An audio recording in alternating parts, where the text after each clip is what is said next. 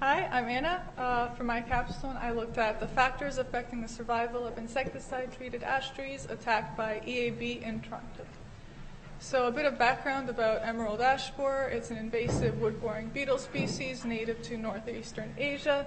It most likely came to North America sometime in the early 1990s on airplanes and cargo ships carrying woodpacking material, and then was dispersed throughout the continent through the transport of infected nursery stock, firewood, and logs.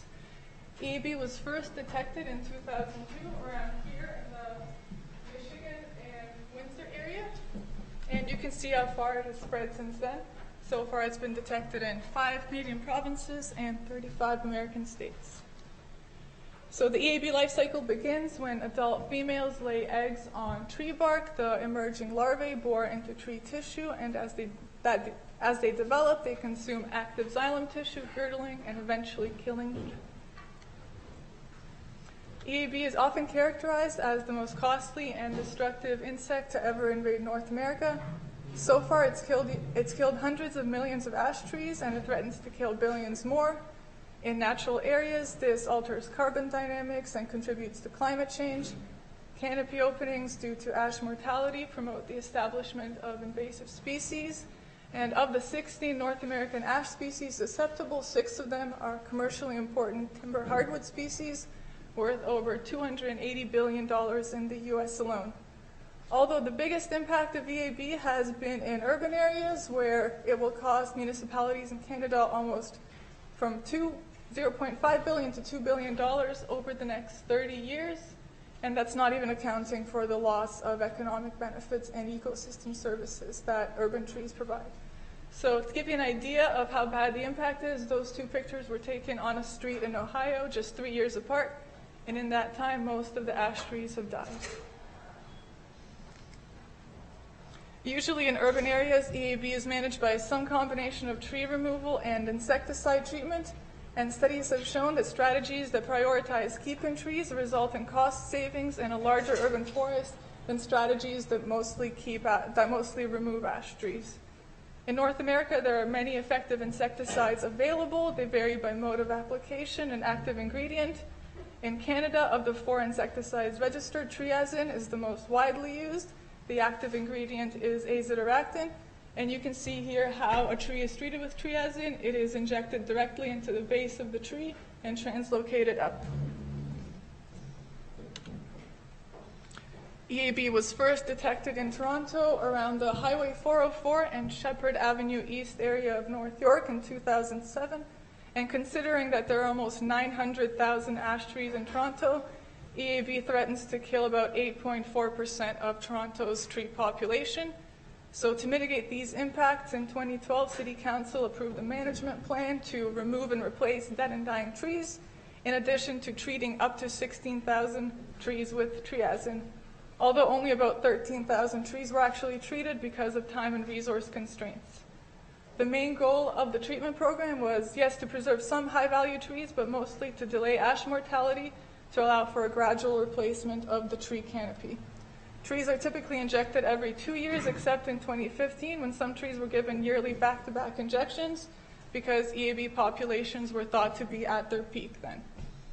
As of 2019, about 8,500 trees remain in the treatment program, as trees that no longer meet the injection criteria are taken off of treatments and scheduled for removal. And despite the many benefits of treatment compared to removal, treatment is still a significant financial burden.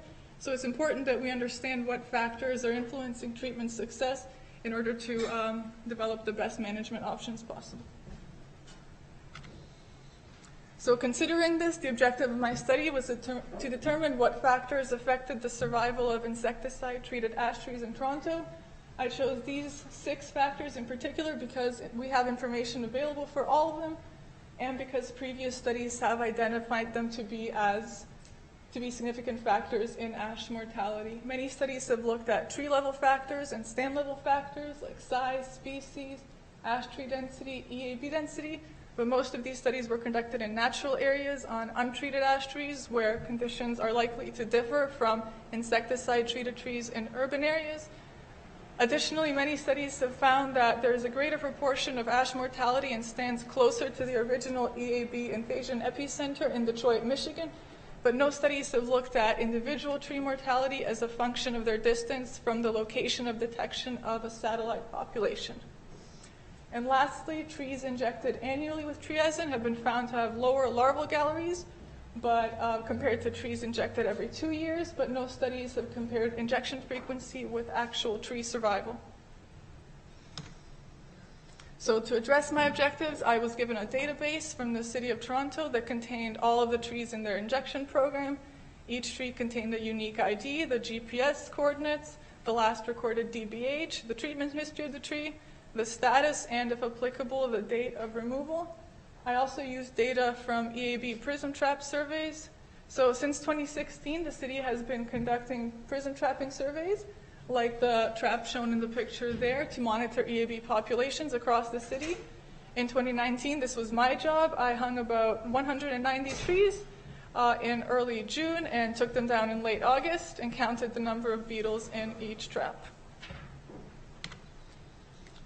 So I calculated the distance from each tree to where EAB was first discovered in Toronto, which was that Highway 404 and Shepherd Avenue East intersection I mentioned earlier, which I called the invasion epicenter. Ash tree density was calculated using an existing grid system developed by BioForest for their EAB management program. So each tree was assigned a density value based on the number of injected ash trees found in that grid. EAB density was estimated using 2019 trap catch data. So for each tree, we calculated a unique EAB density index based on the sum of all trap catches weighed by their geographic distance from the tree.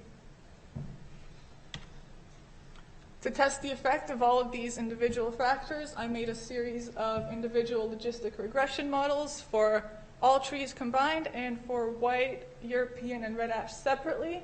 I didn't make separate models for black or blue ash because there were only 31 trees of these species in the program. In each model, the response variable was individual tree mortality, and size, distance from the epicenter, ash tree density, and EAB density were tested as predictors of mortality. I did not include treatment frequency in logistic regression because of the difficulty of measuring this variable, which I will talk about later. And then once I made individual models of each factors, I attempted to make an integrated predictive model of ash mortality using all the factors, but this is still a work in progress. So once I took out any trees with missing information for the data set, I was left with just over 13,000 trees. Of these, just over 4,000 have been removed or are scheduled for removal. This represents a mortality of 31%, or about 4.4% annual ash mortality per year since the start of the treatment program. Although, as you can see here, the number of tree removals has not been consistent from year to year and has peaked in 2015. Although actual EAB-induced mortality is likely to be a lot lower because the 4.4% number does not include the natural background mortality rate of urban ash trees, which has been estimated to be between 2 to 3%.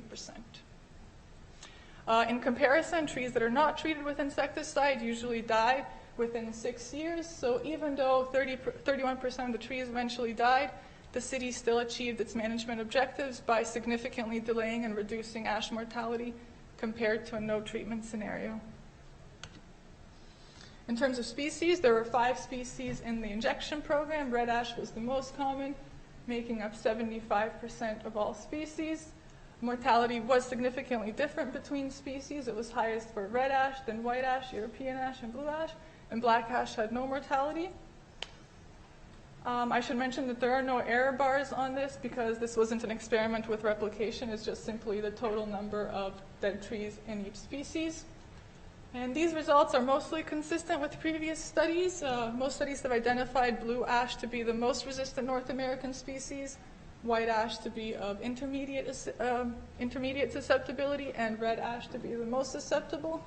Although there was previously a lack of information about the relative susceptibility of European ash compared to North American species, and these results would suggest that European ash is not as resistant as blue ash, but more resistant than white or red ash. Interspecific differences in resistance are thought to be due to EAB oviposition preferences. So female EAB preferentially oviposit on species on which offspring will do the best, which tend to be species that, although they may possess the potential for resistance, they fail to recognize or to respond rapidly enough to the cues associated with larval colonization. The very low mortality rate of black ash was surviving because this species was identified as a highly vulnerable host of EAB. This could be because there were only 10 black ash in the treatment program. It could be because black ash were about 10 centimeters larger than average for most other trees. Or it could be because black ash is more phylogenetically closely related to Manchurian ash, an Asian ash species that has co-evolved with EAB, and therefore black ash might share some defensive traits with Manchurian ash. In my attempt to quantify the role of treatment frequency, I attempted various methods. And ultimately, the fact that trees started injection in different years, that trees were removed in different years, and that the treatment pattern was not regular made it very hard to assign a single treatment frequency variable to each tree to perform any kind of statistic analysis. So one method I came up with was to compare only trees that were injected in 2 specific years and to look at the number of injections the trees got in those years. So for example, this figure is showing trees that were injected in both 2013 and 2015. As you can see, trees that were injected in just those 2 years had twice the mortality rate of trees that were injected in both 2013, 2014, and 2015. Using that same method, this figure is showing the mortality of trees injected in both 2012 and 2016. And you can see that same relationship of decreasing tree mortality as the number of injections increases. So based on this, we can infer that increased insecticide treatments may reduce ash tree mortality, but it's still really hard to prescribe an ideal treatment frequency based on these results because of the operational nature of the treatment program. So a more experimental study would be needed to develop a predictive model of ash mortality based on treatment frequency. In terms of size, size was a significant predictor of mortality for red ash and European ash, but not for white ash. I have the logistic regression results right there, but I thought a more visual way of showing it would be to group all trees into 5 centimeter DBH classes and to calculate the proportion of dead trees in each class. For red ash, there appears to be a somewhat exponential relationship between tree size and mortality, so bigger trees were much less likely to die. Similar studies have found the same pattern. They hypothesized that it could be because it takes EAB longer to girdle a tree with a larger phloem area. It could also have to do with insecticide treatments because tree as an application rate is based on DBH, so that larger trees get more of the product. Or it could be because wounding by the injection holes is often perceived to be less severe on smaller trees, or more severe on smaller trees, but there is a lack of data on this topic. Distance from the invasion epicenter was a significant predictor of mortality for all species. So the graph on the right is showing the mortality of trees in each 1 kilometer increment away from the epicenter, which is right there. So as you can see, tree mortality decreased as distance from the epicenter increased. And as far as I know, this is the first study to link individual tree mortality to the location of detection of a satellite population. This probably happened because trees near the core died more, probably because EAB was present for longer near the epicenter, and because the time gap between EAB arrival and treatment initiation was longer for these trees. Although based on previous studies, this relationship is expected to dissipate over time as ash mortality reaches higher levels all across the city. EAB density was only significant for the mortality of red ash. Surprisingly, there was a negative relationship between EAB density and red ash mortality. One reason could be because tree mortality typically lags infestation by 3 to 5 years. So tree mortality in an area might not represent current EAB population pressure, but rather population pressure that existed several years ago.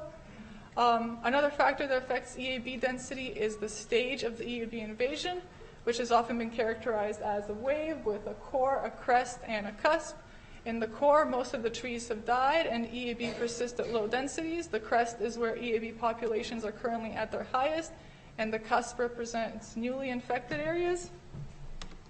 So if we look at trap catch and tree mortality as a function of their distance from the epicenter, this further supports the idea of that intersection in North York as being the core of the invasion, because tree mortality there is very high, but trap catch is relatively low.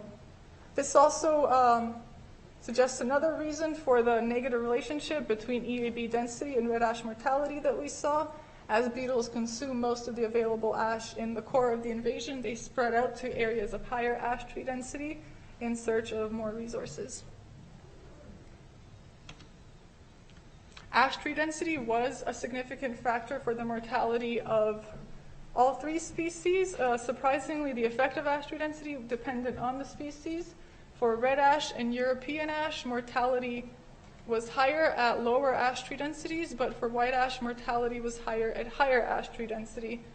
One unfortunate implication of this is that because red ash makes up most of Toronto's ash trees, as more trees die and the density of ash trees in the city decreases, mortality rates could increase, but also the proportion of white ash could increase because this species tends to benefit from lower ash densities. So to summarize my findings, ash tree mortality decreases in the following order: from red ash to white ash to European ash to blue ash and then to black ash. It decreases with more frequent triazine injections. It decreases as tree size increases. Mortality decreases further away from the epicenter, and surprisingly enough, in areas of higher EAB trap catch. It also decreases with increasing ash tree density, at least for red and European ash.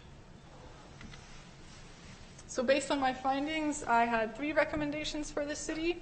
I think trees should be injected annually if they are high-value trees to maximize their chances of survival. This should include the 30 black and blue ash trees remaining in the city for the sake of species diversity. I think we should also prioritize removal of trees that are most likely to die.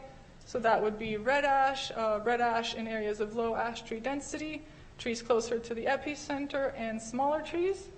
And lastly, because the crest of the EAB population appears to be about 11 to 12 kilometers away from the epicenter, we should focus EAB management efforts in those areas. So that could be annual triazine injections, it could be the release of parasitoids, or we could even girdle trees that are scheduled for removal a season prior to removing so that they attract as many EAB as possible. And then when those trees are removed, the EAB in those trees are destroyed. And lastly, I want to acknowledge my internal supervisors, Sandy and Patrick, for all of their help, and my external supervisor, Allison and Craig, and everyone else at BioForest for hiring me, and the City of Toronto for giving me the database that I used for this project.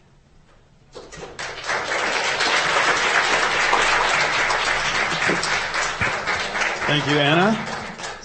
Questions for Anna? Let me give you the microphone here.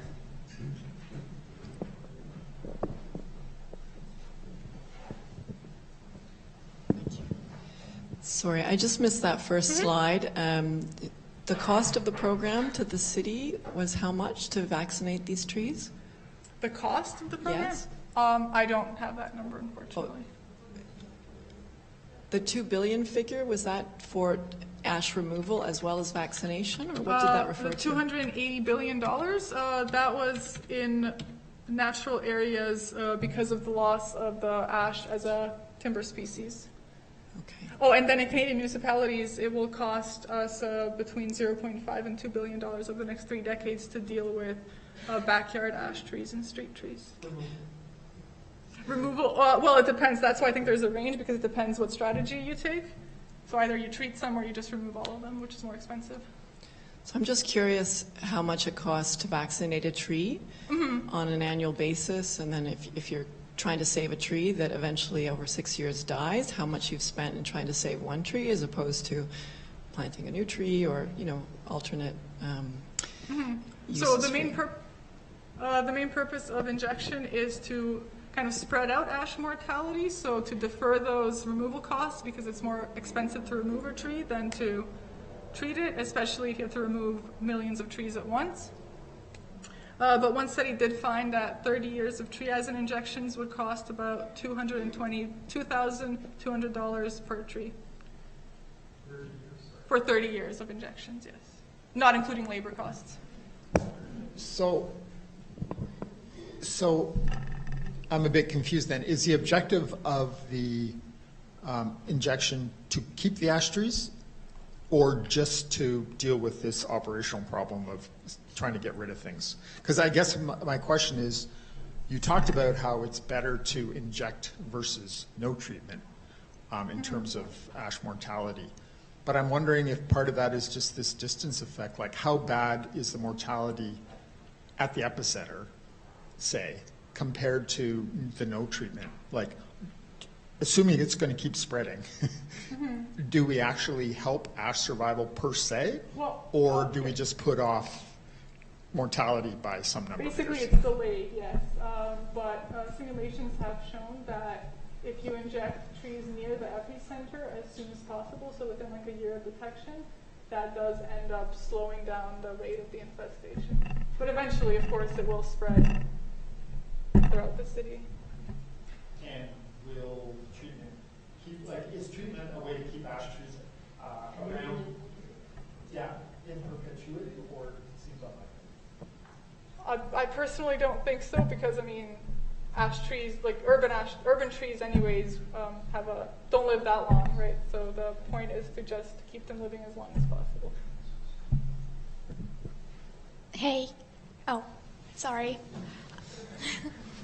So when you're looking into the different species of trees and, sorry, let me rephrase. So if ash trees are going to die in the long term anyways, have you possibly looked into what type of species would be good as replacement trees, or is there no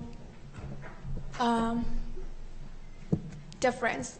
Are there species that have similar like ecological values as ash trees, as well as like other values that you could use as replacements? I haven't looked into that specifically for this study, but I know they're looking at crossbreeding different ash species, so maybe some more resistant Asian species with North American species that potentially have resistance.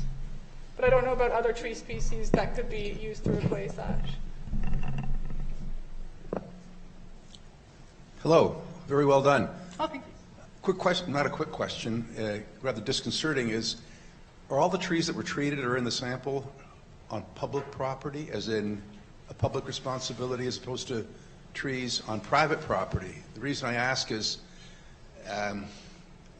being at various TRCA, woodlot, et cetera, events over the past few years, and I admit I'm a layman, it was 60% of trees in Toronto are on private property. Mm-hmm. And be with the bureaucracy or the city or that space has been rather bashful in making sure that property owners are aware of what their responsibilities and the risks are of trees that they are responsible for. So I might guess that if this is just trees on public property, you've got homeowners with ash trees in the study area that are either ignorant or choose not to even consider paying for any kind of treatment. So it's not a question, but your sample, the study, is it? The sample is only city trees, City yes. trees, okay. Although there was one person I talked to during the summer who said that she was told to inject her own private tree, but then several years into treatment, it turned out it was actually a city tree, so the city took over injections. But I did talk to a bunch of other people that did inject their private backyard trees as well. But this was not included in this study. And this is outside the scope of your study because it is 416 centric. One thing we also recognize that the canopy is the responsibility of municipalities. So I'm being at EAB strategy meetings because we wanted to know more about it. You've got one municipality that is doing something completely different from the municipality next door. What might that impact be on, what might have the impact have been on your study, given that Stouffville or that neighborhood is doing something different or not doing anything at all? So I think if other municipalities don't attempt to treat their trees, that probably affects Toronto negatively. Yep. So for example, I have this mortality by distance from the epicenter, and it almost looks like towards the end there might be a satellite population that's converging with the original North York population. And who knows where that came from? It could have been because another municipality didn't inject their trees. So I think definitely a more cohesive. Lastly, the diligence of dealing with the fallen trees, as in firewood, and naturally firewood is transported. That's a significant factor, but it seems to be somewhat unappreciated or even unacknowledged.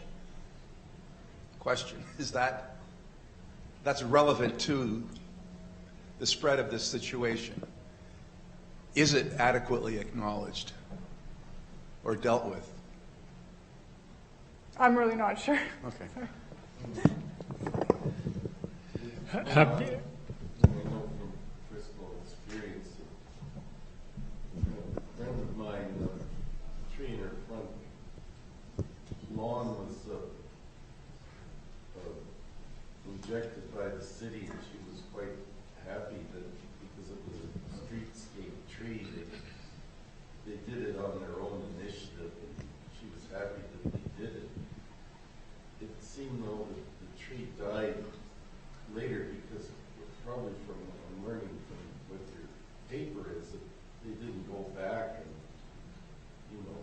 possibly re-inject it in those later years.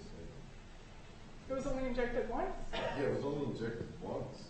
Yeah, so typically you should inject trees every 2 years, except when EAB populations are peaking, when more frequent treatment may be necessary. So one injection is not enough. Yeah, it's sort of important that you were getting this information out there. One thing you may know a bit more than I do about how successful parasitoids are becoming. Could you maybe talk about that? Oh boy, I don't know much about parasitoids. That's more about. Okay, that just well, it's not a skill testing question. I'm just sort of eager to know. We have a question back here, which is when you're done. Yeah, sorry, I have not done much research into parasitoids, so I can't answer that question. Yep. Somebody at the U of T planted logs which had another insect in them that was carnivorous or whatever attacked the EAB. Have you heard any results of that study? Was that successful, or did they just abandon it? A carnivorous insect that attacks EAB? Yeah. I've never heard of that. Sandy, have you? Oh, parasitoids. Yeah. I believe they have been somewhat successful. They're killing EAB. Okay. They're killing enough, I don't know. Yeah, right. We're trying to kill more. So are they expanding the program? Yeah, actually, they did more releases this year. That's the Canadian Forest Service. It does more releases. They're rearing in Sault Ste. Marie, and they're planting more next year. So they will keep expanding it to try and increase mortality to reduce the population size of the EAB. Okay, one more question? Yeah. Well, we want to, if there's anybody listening on YouTube, they want to hear as well. Good job, Anna. Thank you. So from our research, we've kind of learned that the earlier a tree is injected increases its chance for long-term survival. Did you have a chance to look at the differences between the first year that these trees were injected? Because I'm sure not all of them were injected initially at the same time. For sure. So most trees were injected in either 2012 or 2013. And surprisingly, you would think that the earlier injected trees would do better, but actually about half of those trees died, and only about a quarter of the 2013 injected trees died. So I'm not sure why that could be. Although those 2012 trees were about 4 kilometers closer to the epicenter than the 2013 treated trees. So that could be a big factor. It was also, conditions were more wet and windy in 2013, allowing for better translocation of the insecticide. Could be that the insecticide, the applicators got better at doing it in 2013, or that city crews were more strict with their canopy condition requirements. Yeah, I'm sure there's lots of factors that could go into that. Yeah. All right, thank you, Anna.